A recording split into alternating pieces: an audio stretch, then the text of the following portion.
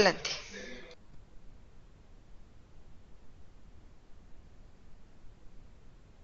Bien, muy buenas tardes. Vamos a dar continuación a la parte número 3 del tema de licitación pública con obras que en este caso se ejecuten con recursos federales en base a la Ley de Obras Públicas y Servicios relacionados con las mismas y su reglamento. Habíamos visto en la parte número 2, como un pequeño resumen, lo que tenía que ver con todo el tiempo que nos da la Ley de Obras Públicas en cuanto a lo que es los 60 días, desde que iniciamos la convocatoria hasta que formalizamos el contrato, y algunos puntos por ahí que tenemos que tomar en cuenta en lo que se refiere a la Junta de Aclaraciones y previo a lo que es el acto de presentación de las proposiciones. Bien, aquí vamos a describir los requisitos normativos en el proceso de licitación. Estos requisitos normativos que nos manifiesta la Ley de Obras Públicas, y además tenemos que meternos ya a los requisitos que deben contener el sobre único en donde viene la propuesta técnica y la propuesta económica, para saber de manera cuantitativa cuántos documentos de manera enunciativa más no limitativa debe llevar cada una de estas propuestas. Aquí estamos viendo el contenido de la propuesta técnica que está referida por PT, ¿sí? Aquí obviamente estamos de manera enunciativa incluyendo 21 documentos. Dentro de estos 21 documentos vamos a mencionar cada uno de ellos para que vean cuáles son los documentos que en el procedimiento de licitación en la carpeta técnica deben llevar cada uno de los licitantes que vayan a participar. Entonces va a estar referido por PT, que es propuesta técnica, en el caso del 1 al 21. Entonces el PT1 es la documentación que acredita la existencia y personalidad jurídica del licitante, ¿sí? Su acta constitutiva, el escrito de nombramiento del representante legal de la empresa que se va a hacer cargo de estar en el procedimiento de licitación. En el PT2 viene el modelo de contrato rubricado, es decir, ustedes cuando sacan la convocatoria, viene un modelo de contrato que van a ustedes a utilizar, en este caso si es precios unitarios, que es precio alzado, es mixto. Entonces aquí viene el modelo de contrato que viene a venir rubricado, de acuerdo a los requisitos para todos los documentos, qué es lo que tenga que presentar. Viene firmado, sellado, foliado, ¿sí? Entonces, el PT2 es el modelo de contrato. El PT3 son las bases del concurso o relación de documentos, es decir, todos estos 21 documentos deben venir en una relación, ¿sí? El PT4, declaración por escrito de no encontrarse en los supuestos del artículo 51 de la Ley de Obra Pública y Servicios relacionados con la misma. Este artículo 51 se refiere a no estar impedido o sancionado por la Secretaría de la Función Pública para participar en procedimientos de contrataciones públicas, ¿sí? El PT5 es la documentación tributaria, es decir, su última declaración fiscal, ¿sí? o parcial en este caso, ¿sí? El PT6 son los estados financieros, ¿sí? De la empresa. El PT7, el cumplimiento en caso de no encontrarse o no en los supuestos del artículo 32 del Código Fiscal de la Federación, ¿sí? En este caso tendrá que presentarlo en lo que es el SAT, ¿sí? El PT8, las especificaciones, ¿sí? Todas las especificaciones de la obra, de los conceptos, tendrán que presentarlos, especificaciones técnicas de construcción, todo lo que es esos conceptos. El PT9 es el análisis e integración del factor de salario real, ¿sí? ¿Cómo se determina? Aquí no deben incluir costos. En esta propuesta técnica no debemos hablar de costos, nada más en la económica, ¿ok? En el PT10, manifestación de conocimiento del sitio de realización de los trabajos. Aquí, una vez que se hace la visita al lugar de la obra, pues se extiende un acta, una constancia, en la cual pues debe estar dentro de esta propuesta. En el PT11 viene el acta de la Junta de Aclaraciones, o el escrito de no haber asistido. Entonces, pues, si ustedes les dieron acta a los licitantes, pues esa acta debe estar dentro de la propuesta, ¿vale? En el PT12, relación de datos básicos de materiales, es una lista de los datos básicos de los materiales sin montos. En el PT13, relación de datos básicos de mano de obra que van a utilizar. En el PT14, relación de datos básicos de maquinaria y equipo. Este documento que está marcado con color rojo, que es el PT15, programa calendarizado mensual de los trabajos por partida, pues es un programa de cómo se van ejecutando los trabajos en el tiempo que se haya pactado por cada una de las partidas dentro del presupuesto. Este PT15 es el documento que cuando se hace la apertura es el que firman todos los participantes, porque está sujeto a que lo puedan modificar, ¿sí? Entonces ese programa calendarizado se rubrica, ¿sí? El PT16, programa de suministro de materiales y equipos de instalación permanente. El PT17, el programa de utilización de mano de obra en campo. El PT18, el programa de utilización de maquinaria y equipo. El PT19, el resumen descriptivo de la manera en que se propone realizar los trabajos. El PT20, la relación de contratos en vigor y anterior, es decir, una relación del licitante en donde diga qué contratos tiene en vigor con algunas dependencias o algunos municipios y cuáles han sido los anteriores y en qué estatus han quedado estos contratos. Y el PT21, que es el último documento, la declaración por escrito de contar con experiencia y capacidad para realizar los trabajos objeto de la licitación.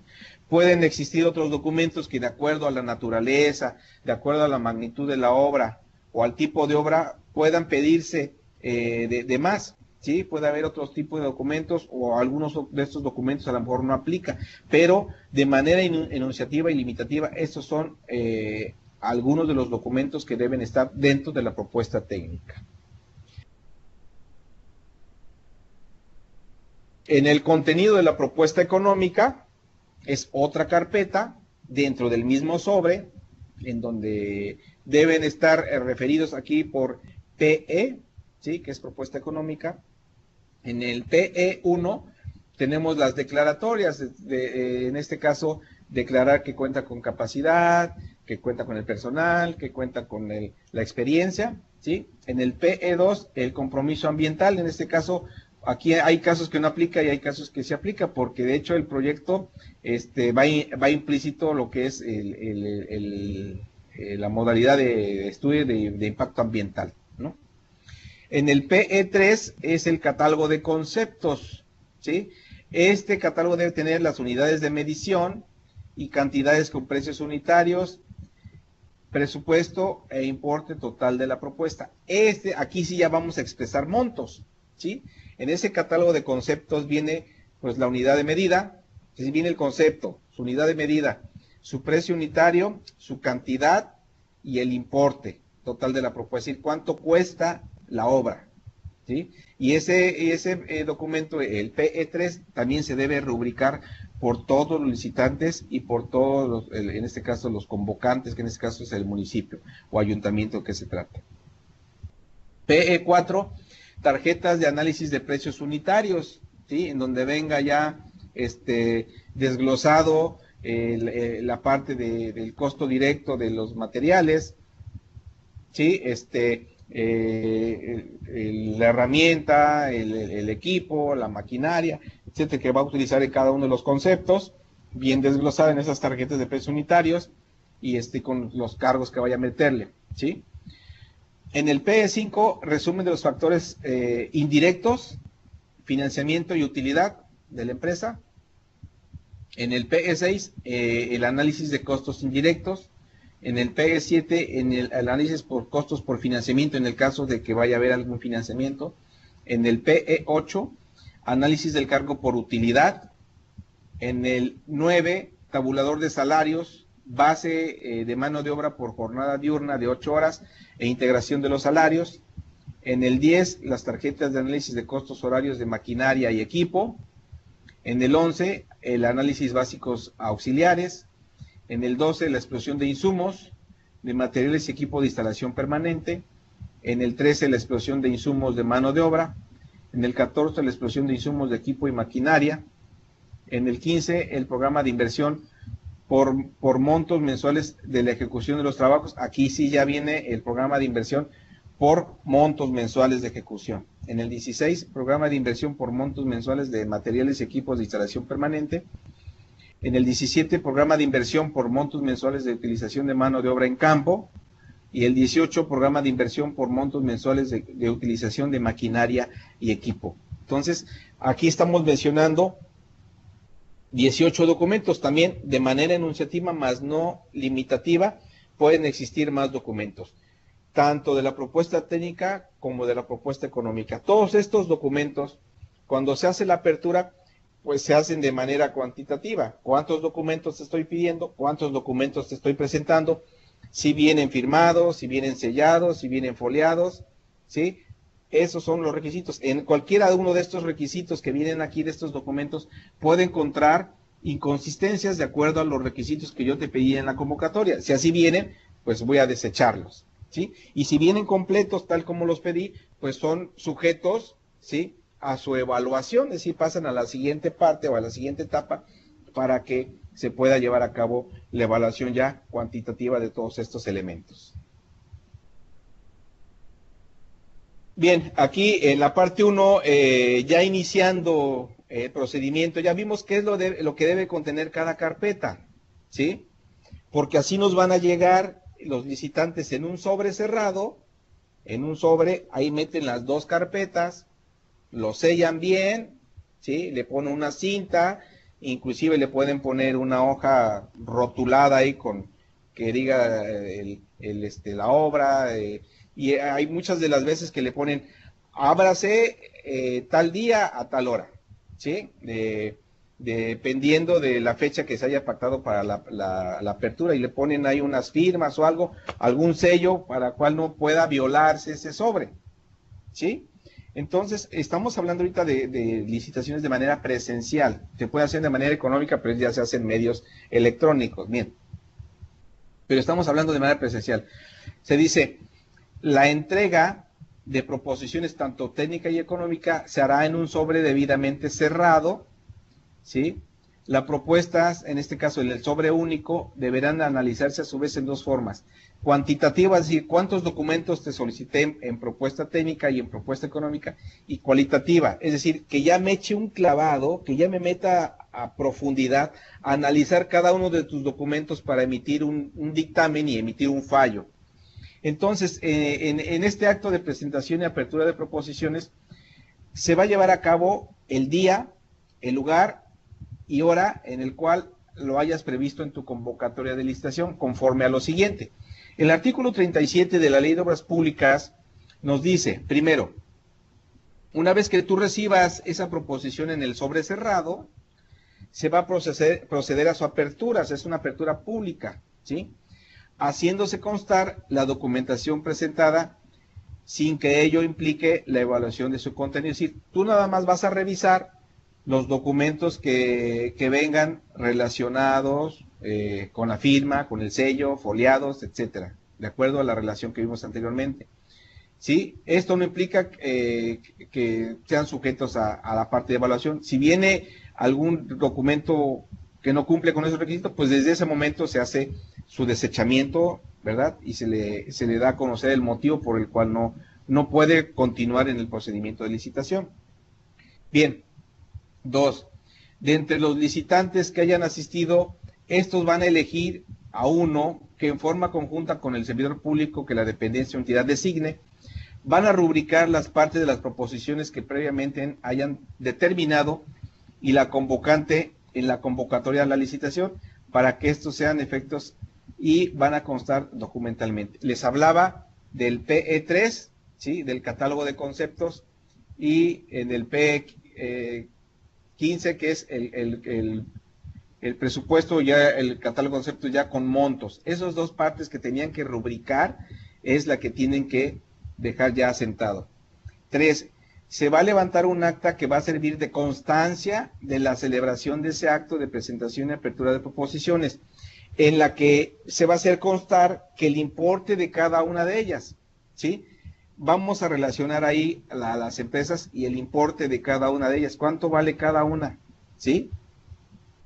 Inclusive se menciona el importe de cada una de las proposiciones. ¿Sí?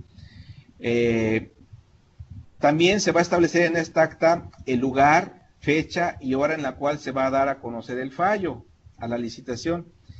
Fecha que deberá quedar comprendida dentro de los 30 días naturales siguientes a la establecida para este acto y podrá diferirse, siempre que el nuevo plazo fijado no exceda de los 30 días naturales contados a partir del plazo establecido originalmente para el fallo. Es decir, aquí nos está diciendo el artículo 37 que nos tenemos 30 días para emitir el fallo. Hay que echarnos un clavado, revisar exhaustivamente las proposiciones para hacer la evaluación y dictamen, pero si encontramos inconsistencias ahí que tendremos que ampliar el plazo del fallo, entonces podemos comunicarlo y decirle, cambiar la fecha y vamos a extenderlo 30 días más, siempre y cuando no exceda de los 30 días anteriores. Entonces, nos da tiempo todavía sin hacerlo de manera muy rápida y que tengamos el tiempo de poder analizar bien esas proposiciones. Entonces, esos 3 puntos son los primeros que tenemos que considerar para esto. Ahora, ya vimos esas partes. Ahora, vamos a entrar en la etapa 2, que es la evaluación de proposiciones. Es decir, ya meternos a fondo en todo lo que trae, a desmenuzar los documentos que trae cada una de las carpetas técnicas y económicas.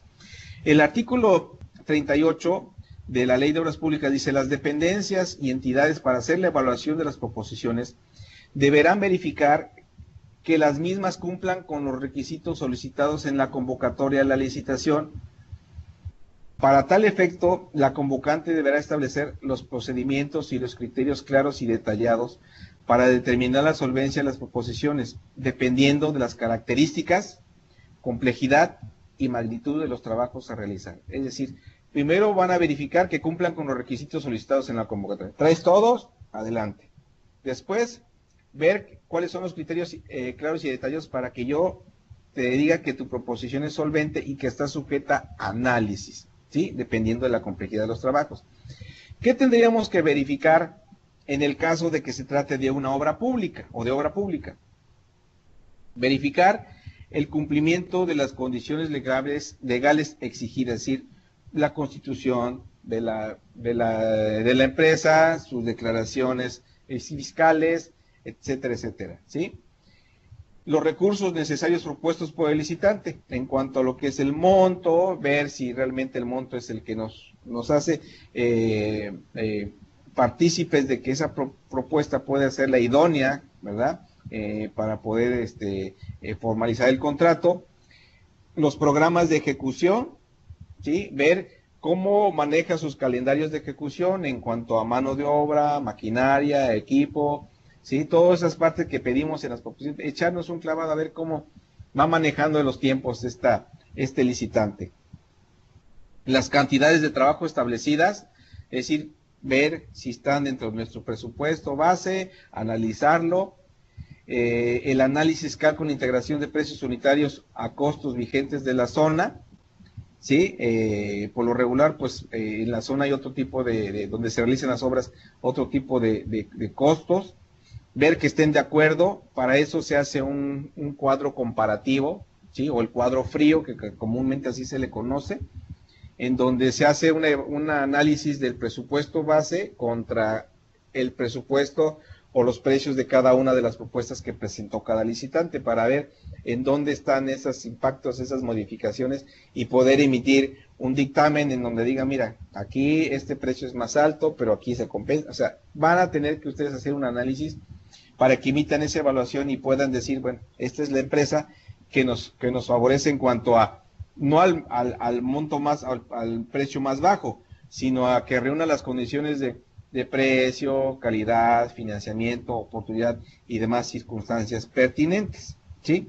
En este punto de obra se pueden utilizar mecanismos de puntos y porcentajes para su evaluación. Prácticamente no se usa mucho este tipo de conceptos. Bien, cuando se trate de algún servicio relacionado con obra pública, algún proyecto, algún estudio, alguna consultoría o algo que vaya relacionado con la obra que se va a ejecutar, ¿qué tenemos que verificar aquí en su evaluación? Pues también el cumplimiento de condiciones legales exigidas. Después, el personal propuesto con experiencia, ¿sí? Bueno, ok, vas a realizar este servicio, bueno, queremos ver si tienes el personal con experiencia para desarrollar ese tipo de servicio. Si tienes la capacidad y los recursos necesarios para poderlo hacer. Después, el tabulador de sueldos, el tiempo de ejecución, en qué tiempo vas a desarrollar vas a ejercer ese servicio, ¿sí? Y también se pueden utilizar mecanismos de puntos y porcentajes cuando se demuestre su conveniencia, ¿ok? Entonces ya estamos en la parte de evaluación. En la parte, paso número 3, nos dice las condiciones que tengan como propósito facilitar la presentación de las proposiciones y agilizar la conducción de los actos de licitación, es decir, que algún funcionario público esté facilitando la presentación de algunos requisitos a algún licitante que quiera favorecerlo, así como otro requisito cuyo incumplimiento por sí mismo o deficiencia en su contenido no afecte la solvencia de las proposiciones. Es decir, es que no lo trajiste, lo pasamos. No, las bases establecen ciertos requisitos se tienen que cumplir, no se debe favorecer a nadie. Dice, no serán objeto de evaluación y se detendrán por no establecidas. La inobservancia por parte de los licitantes respecto a dichas condiciones o requisitos no serán motivo por desechar sus proposiciones. Es decir, deben entrar y deben analizarse, no deben favorecer a nadie, ¿ok? Bien, si cumplen, entonces son sujetas a su evaluación o a su revisión, en el caso de que cumplan con todos esos requisitos que mencionamos anteriormente. Si no cumplen, ¿sí?, y tampoco con el fin de favorecerlos, entonces hay un desechamiento de proposiciones, es decir, se declara que esas proposiciones no cumplen con los requisitos de la convocatoria, o en su caso se declara una licitación desierta. Puede suceder que llegaron tres empresas, 3 licitantes, y pues dentro de esas 3 empresas, pues ninguna hubo incumplimiento en las 3, pues va a resultar que la licitación se declara desierta, no podemos proceder al segundo paso, ¿sí? Entonces, la rechazamos haciendo constar las causas que lo motivaron, pero como ya tenemos una licitación desierta, hay un apartado que mencionamos al inicio, en la parte 1, que nos habla de las excepciones de licitación. El artículo 42 de la Ley de Obra Pública a eso se refiere. Dice, en el caso de que todas las propuestas sean desechadas, pues que ninguna cumplió, ¿sí?, se declara desierto el concurso y se procederá a realizar el procedimiento de excepción respectivo. Es decir, aunque mi obra cueste 5 millones de pesos, ni hablar, ya se declaró desierta porque no cumplieron los licitantes con las propuestas, fueron desechadas. Entonces yo ya puedo invitar a cuando menos 3, ¿sí?, 3 empresas que sean de capacidad de respuesta inmediata, o puedo hacerlo a través de invitación o de adjudicación directa a quien sea una empresa que tenga esa capacidad y experiencia para poderla realizar. Entonces, vamos a quedarnos ahorita en la parte de que si cumplen, pues son sujetas del análisis correspondiente. Entonces, en el caso de que cumplan las propuestas, ¿sí?, las propuestas, dice, son solventes y por lo tanto solo estas serán objeto del análisis comparativo. ¿Contra qué lo vamos a comparar?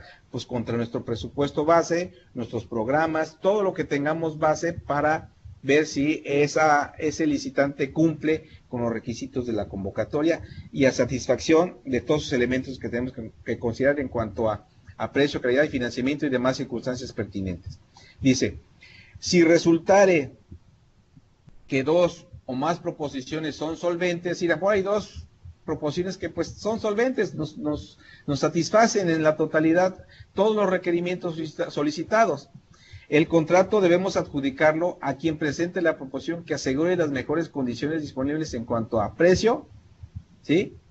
Calidad, financiamiento, oportunidad y demás circunstancias pertinentes. Así es como tenemos que, para poder emitir el fallo. Este dictamen, pues obviamente va a fundamentar quién es el ganador de la licitación.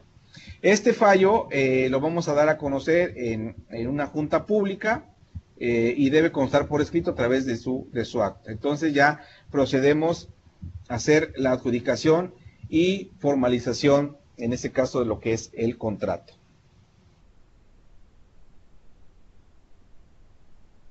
Vamos a ver el tema de excepciones de licitación pública nacional.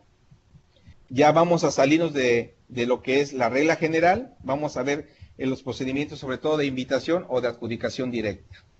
Bien, vamos a entrar un poquito a definir todos estos procedimientos para que sepan en qué momento es cuando se deben llevar a cabo. Los procedimientos legales por adjudicación directa o por invitación a cuando menos 3 personas que permiten que las dependencias, entidades y municipios puedan contratar obras públicas o servicios relacionados con las mismas sin tener que ajustarse a la regla general de la licitación pública. ¿Ok? Dice, en el marco legal nos dice, en el capítulo 3 de la Ley de Obras Públicas, en el artículo 41, en los supuestos que prevé el artículo 42 de la Ley de Obras Públicas y servicios relacionados con las mismas, las dependencias y entidades bajo su responsabilidad podrán optar por no llevar a cabo el procedimiento de licitación pública y celebrar contratos a través de procedimientos de invitación a cuando menos 3 personas o de adjudicación directa. Entonces, aquí el artículo 41 nos habla de los supuestos y el artículo 42 nos dice que pueden optar por hacer invitación a cuando menos 3 o adjudicación directa. ¿Ok? La justificación del procedimiento de la excepción, de acuerdo a lo que hayan seleccionado, ¿sí?, deberán fundarse y motivarse. ¿En qué casos deberás hacerlo? Y les decía al principio, en la parte 1, no pierdan de vista estos conceptos: el de economía, el de eficacia, eficiencia, imparcialidad, honradez y transparencia, porque todos estos conceptos debemos manifestarlos en el escrito que elaboremos para poder fundamentar la excepción a la licitación pública. Dice que resulten procedentes para obtener las mejores condiciones para el Estado. El acreditamiento del o los criterios en el que se funde, así como la justificación por las razones que resulten en el ejercicio de la opción, deberán constar por escrito y ser firmado por el titular del área responsable de la ejecución de los trabajos, es decir, pues el encargado de lo que es el área de obras públicas. ¿Ok?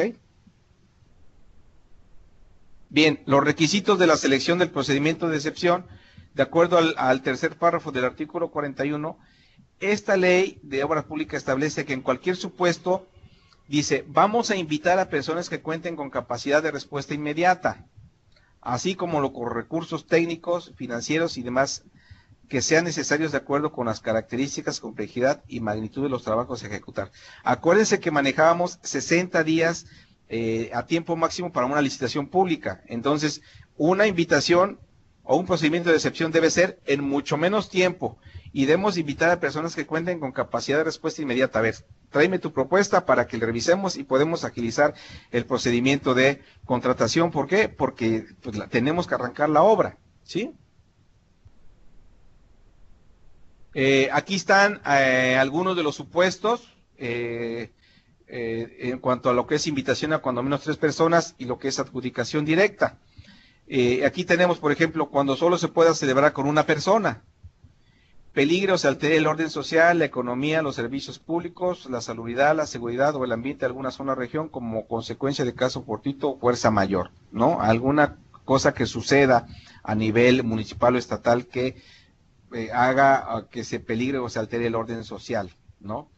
Existan circunstancias que puedan provocar pérdidas o costos adicionales debidamente justificadas. Derivado del caso fortuito fuerza mayor, deberán realizar la licitación en el tiempo requerido por atender alguna eventualidad de que se trate. ¿Sí? Si se hubiera rescindido el contrato, cuando se rescindamos un contrato, también podemos volverlo a adjudicar de manera directa, siempre y cuando la siguiente proposición no rebase el 10% de la propuesta original. Cuando hayamos declarado desierta una licitación pública, ¿sí?, manteniendo los mismos requisitos establecidos en la convocatoria, es decir, ninguna de proposición se resultó solvente, declaramos desierta, entonces ya podemos hacer el procedimiento de invitación. Se trata de trabajos que requieran de mano de obra campesina o urbana marginada, y pues nada más, que son los puntos importantes que teníamos que mencionar acá. Dice, cuando el importe también del contrato exceda los montos máximos que para efecto establece el presupuesto de egreso de la Federación, el contrato no se puede fraccionar, ¿sí? Para entrar en un supuesto de que, por el monto lo fracciono y salgo del aprieto. No, el monto debe mantenerse original y debemos entonces irnos a los montos que tiene el presupuesto de egresos, siempre y cuando no excedan el 30% del presupuesto autorizado. Y entonces ya procedemos a hacer la realización del procedimiento de invitación respectivo. Aquí tenemos que en este caso el artículo 42, en el último párrafo reformado el 16 de enero de 2012, aquí nos habla de que en las fracciones 2, 4, 5, 6, 7 y 14 de este artículo no será necesario contar con un dictamen previo a la excepción de la licitación pública del Comité de Obras Públicas. Es decir, aquí no hace falta que presenten un escrito. Esos puntos ya los mencionamos anteriormente. Se trata, vamos a verlos en el siguiente párrafo. Aquí está, en el punto 2, peligros ante el orden social, ¿sí? Cuando no se pueda llevar a cabo este procedimiento de licitación. Derivado de caso fortuito fuerza mayor, para realizar mediante el procedimiento de licitación pública. Si hubiera rescindido el contrato por causas imputables al contratista, declaremos desierta una licitación y se trate de servicios que tengan por objeto elaborar o concluir estudios o planes o programas necesarios. ¿Ok? Entonces aquí prácticamente son las fracciones que nos dice que aquí no podemos presentar el escrito de excepción. Si caen ustedes en el supuesto de alguno de estos, pues no es necesario, pero en los demás sí es necesario hacer ese escrito. Aquí está la tabla que yo les mencionaba. Esta tabla es la que les presenté en la parte número 1, que es donde tenemos que tomar en cuenta los montos que establece el anexo 9 del presupuesto de egreso de la Federación, dependiendo del presupuesto que tenga asignado, ya sea de ramo 33 o de los recursos federales que hayan recibido en el ejercicio inmediato anterior. Va a depender mucho del monto de las obras que vayan ustedes a adjudicar mediante invitación a cuando menos 3 personas o de manera directa, sin considerar el impuesto al valor agregado. Y entonces, dependiendo de ese presupuesto, ustedes pueden hacer ya la adjudicación de cada uno de estos procedimientos a través del procedimiento de excepción. Aquí está el artículo 44 de la Ley de Obras Públicas, nos manifiesta que el procedimiento de invitación a cuando menos 3 personas, ¿sí? Se deben considerar todos estos elementos. Primero, difundir la invitación en Compranet y en la página de internet del municipio. Este es el punto 1. El acto de presentación y apertura de proposiciones podrá hacerse sin la presencia de los licitantes, pero se invitará a un representante de la Contraloría Municipal, ¿sí? Después, para llevar a cabo la adjudicación se deberá contar con un mínimo de 3 proposiciones susceptibles de análisis, ¿sí? En el caso de que no presenten el mínimo de proposiciones, ¿sí?, se deberá contar con el procedimiento y evaluar a la proposición presentada. En este caso, si se presenta solo una proposición, ya hay un párrafo adicionado en el Diario Oficial de la Federación, el 16 de enero de 2012, en donde ya no es necesario que tengamos como mínimo 3 propuestas, sino que si nos llega una, podemos analizar esa una y poder darle la adjudicación del contrato. En la invitación se indicarán, según las características, la complejidad y magnitud de los trabajos y aquellos aspectos contenidos en la convocatoria. Los plazos vamos a fijarlos, en este caso cuando se trata de invitación a cuando menos 3 personas, atendiendo también las características, la complejidad y magnitud de los trabajos. No vamos a abarcar aquí los 60 días naturales que nos da a tiempo máximo la ley en el caso de licitación. No, aquí debe ser en menos tiempo. ¿Por qué? Porque se trata de un procedimiento de excepción y se trata de un procedimiento que debemos de tener considerado que es de capacidad de respuesta inmediata. Y a las demás disposiciones de la Ley de Obras Públicas que resulten aplicables a la licitación pública. Es decir, no por el hecho de brincarnos la licitación con esto, dejamos de hacer todos esos procedimientos, no. Tiene que haber visita a la obra, tiene que haber junta de aclaraciones, tiene que haber evaluación, tiene que haber dictamen de fallo, tiene que haber todo, ¿sí? Dependiendo de la complejidad de los trabajos. Bien. El artículo 44, párrafo reformado el 16 de enero de 2012, dice: en el supuesto de que un procedimiento de invitación a cuando menos 3 personas haya sido declarado desierto, el titular del área responsable de la contratación en la dependencia o entidad podrá adjudicar directamente el contrato, ¿sí? Siempre que no se modifiquen los requisitos establecidos en dichas invitaciones. Entonces, aquí también, si hay un procedimiento de invitación a cuando menos 3 personas declarado desierto, nos vamos a adjudicarlo de manera directa, ¿ok? Aquí está el contenido del escrito de excepción de acuerdo al artículo 73 del nuevo reglamento de la Ley de Obras Públicas. Este documento va suscrito por el titular del área responsable, sí puede ser el director de Obras Públicas, señalando en el párrafo el artículo 41 de la ley, en el cual se somete a consideración del Comité Municipal de Obra Pública, o cuando éste no exista, por el presidente municipal, debe contener como mínimo la información que a continuación vamos a relacionar: la descripción de las obras o servicios que se pretendan contratar, las especificaciones o datos técnicos de los mismos, así como la información considerada conveniente por el área requiriente o el área técnica para explicar el alcance y objeto de la contratación. Entonces, debemos describir bien todas las especificaciones, datos técnicos, información del área, es decir, todos los alcances del contrato. Los plazos para la ejecución de las obras o servicios. El resultado de la investigación de mercado que soporte el procedimiento de contratación propuesto. Y el procedimiento de contratación propuesto fundado en el supuesto de excepción que resulte procedente para llevar a cabo la invitación a cuando menos 3 personas o la adjudicación directa, y motivando la propuesta mediante la descripción clara de las razones en que se sustente la misma. Razones que ya habíamos visto, ¿sí? De financiamiento, calidad, oportunidad, eficacia, eficiencia y cantidad de la obra, ¿no?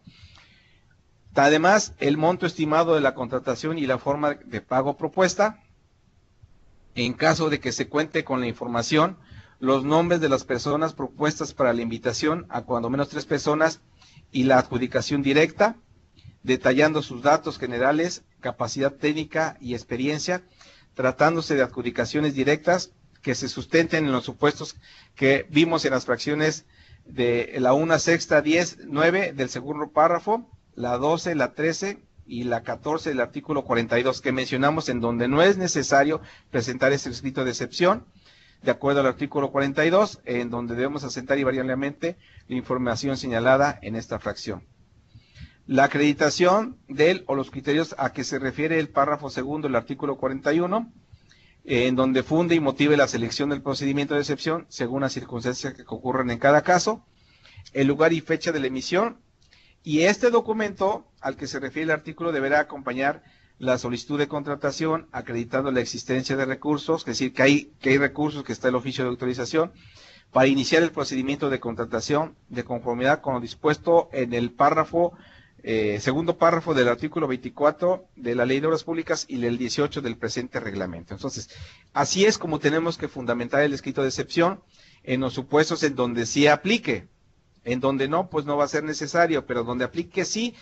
Esto es un requisito obligatorio, porque si se llega a presentar alguna observación que haga la Secretaría de la Función Pública o alguna contraloría de algún municipio, algún estado, entonces ahí nos vamos a meter en problemas. Entonces debemos contar con el escrito de excepción cuando en este caso aplique.